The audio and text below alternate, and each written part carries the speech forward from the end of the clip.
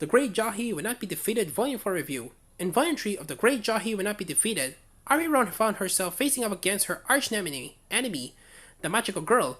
She managed to fend off the Magical Girl's advances, but now without losing her precious giant mana crystal. Now as we enter Volume 4, Jahy is as powerless as she was at the start of the series. Having lost the mana crystal, she found it's more important than ever that Jahy get her hands on more. But first, she heads to the supermarket to stock up on weapons to use against a magical girl. Unfortunately, she's gets taken in by all the clerks advertising nifty gadgets and quickly realizes upon returning home that nothing she's bought will come in handy. The Jahy's peaceful days at home are interrupted when the landlady turns up, having fallen out with her sister, Jahy's boss. And first, Jahy sees this as an opportunity to get out of paying rent and having the landlady do chores, but she quickly realizes that living with someone else brings its fair shares of hardships. To reclaim her apartment, Jahy is going to have to get the siblings to patch things up. Elsewhere in this volume, Jahy goes to a public bathhouse for the first time, despairing that there was one to close by, and yet she's been bathing in a small metal basin. He has another meeting with Druji, her subordinate. Druji continues to collect mana crystals at a remarkable rate, but worries it won't live up to Jahy's expectations, while our hero is simply too embarrassed to admit that not only has she found any new mana crystals, she's even lost one to the magical girl. While Volume 4 of The Great Jahy Will Not Be Defeated is still an enjoyable read, it's hard to deny that the jokes are beginning to get a little stale.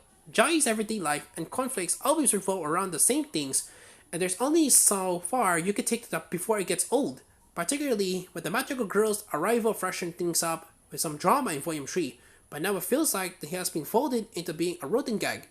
Thankfully, it seems author Wakami Kumbo is prepared to share things up with the introduction of a new character in Volume 5.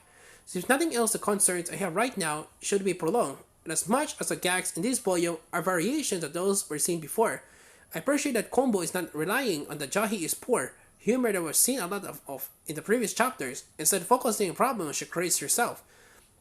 Is that I'm completely opposed to the jokes surrounding the fact Jahy spends all her money and lives in a ramshackle apartment, but there's an over-reliance on them that could rub some readers the wrong way. The humor is always at its best when it comes for the character interactions, so I'm pleased that the case here, even if the gags are getting stale. The Great Jahy Will Not Be Defeated Volume 4 comes to the West thanks to Square Enix manga and continues to be translated by Amanda Hadi. As always, the translation reads well with no issues to speak of. Volume 5 is currently scheduled for release in February, so not too long to wait for more of Jahy's antics.